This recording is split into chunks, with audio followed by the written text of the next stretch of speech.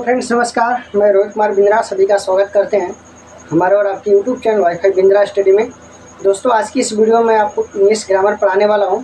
और English grammar में दोस्तों यहाँ पर देख सकते हैं टेंस में पढ़ा रहा था, और टेंस में मैं आपको फ्यूचर परफेक्ट कॉन्टिन्यूअस टेंस का इंट्रोगेटिव सेंटेंस पढ़ा रहा था, ठीक है।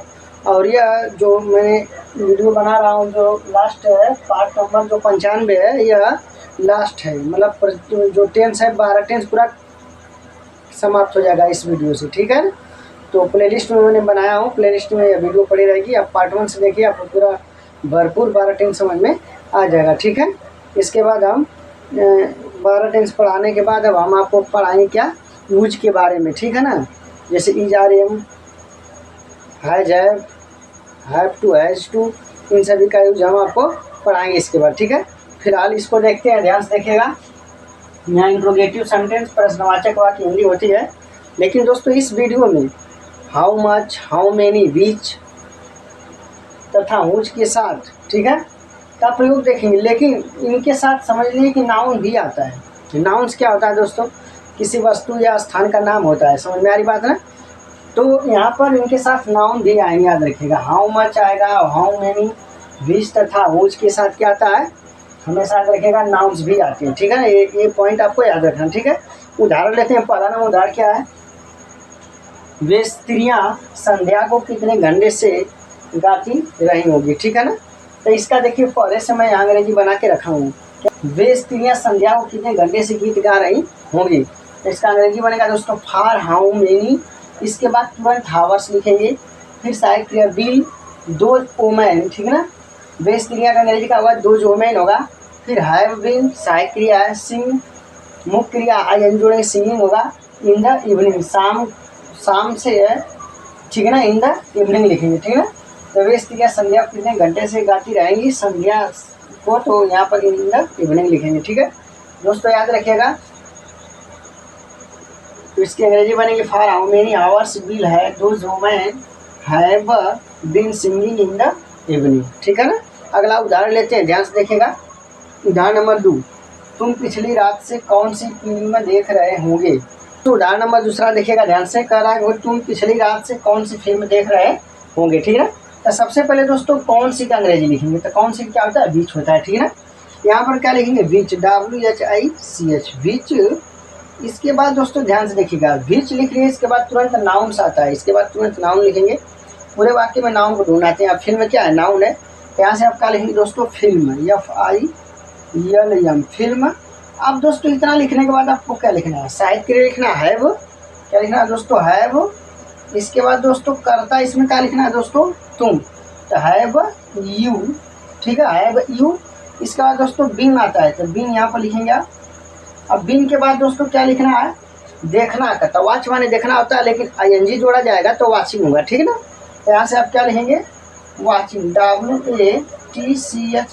WATCHING, वॉचिंग हो गया। अब दोस्तों इसके बाद क्या करा है कि पिछली रात से, ठीक है, पिछली रात से की अंग्रेजी लास्ट सीन से नाइट लिखेंगे, ठीक है। Watching last scenes night, NIGST, ठीक है।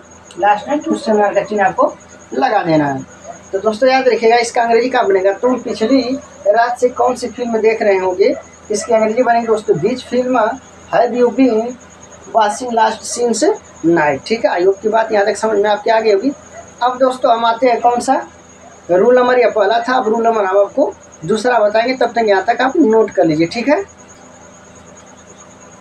दोस्तों। रूल नंबर आप दूसरा देखते हैं, ठीक है, ध्यान से देखिएगा। रूल नंबर दूसरा क्या है, तो रूल नंबर दूसरा है दोस्तों, यदि प्रश्नसूचक शब्द कौन, हूँ माने कौन होता है, ठीक है ना, कौन हूँ ही करता हो तो, ठीक है, मतलब जो कौन है वह कर्ता का काम करे, हूँ तो पहले प्रश्नसूचक शब्द की अंग्रेजी, पहले प्रश्नसूचक शब्द की अंग्रेजी लिखेंगे। फिर विल या शैल का प्रयोग करेंगे आप। फिर हैव बीन, तब वर्ब की ING फॉर्म आती है, मतलब वर्ब की ING फॉर्म आप लिखेंगे, ठीक है। यहाँ पर देखिए दोस्तों कुछ उदाहरण, कहने का मतलब है कि वाक्य में जो कौन है वह कर्ता का ही काम करेगा, तो सबसे पहले प्रश्नसूचक शब्द लिखेंगे, इसके बाद विल या शैल का प्रयोग करेंगे, कर्ता के अनुसार प्रयोग किया जाता है, आपको पता है। फिर इसके बाद वर्ब में ING का प्रयोग करेंगे, ठीक है। उदाहरण से हम आपके समझाते हैं। तो यहाँ पर आप देखिए उदाहरण हम पहले ही लिख के रखे हैं आपको समझाने के लिए, ताकि ज़्यादा टाइम ना लगे, ठीक है ना। तो उदाहरण नंबर पहला क्या है दोस्तों, रात को 12 बजे से कौन चिल्ला, यहाँ पर कौन लिखा गया है दोस्तों, ठीक है ना, कौन चिल्ला रहा होगा, ठीक है। तो सबसे पहले दोस्तों रात को 12 बजे से कौन चिल्ला रहा होगा, इसमें कर्ता नहीं समझ में आ रहा है, तो यहाँ पर कर्ता कौन ही, कर्ता का काम कौन ही कर रहा है, ठीक है ना। तो सबसे पहले कौन का अंग्रेजी आप लिखेंगे, ठीक है ना। तो यहाँ पर देखिए मैंने कौन का अंग्रेजी लिख दिया हूँ। इसके बाद दोस्तों मैंने क्या बोला कि विल या शैल का प्रयोग करेंगे, तो विल हैव, ठीक है ना, बीन, यहाँ पर देखिए विल हैव बीन, ठीक। इसके बाद दोस्तों वर्ब, तो चिल्लाना, क्राइंग माने चिल्लाना होता है, आईएनजी जोड़िएगा तो क्राइंग हो जाएगा, ठीक है ना।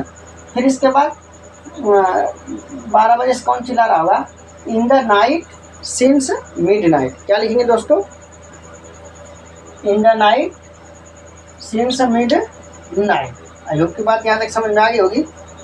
अच्छा उदाहरण नंबर यहाँ पहला समझ लिए, रात को 12 बजे से कौन चिल्ला रहा होगा, इसकी अंग्रेजी बनेगी who will have been crying in the night since midnight, ठीक है ना।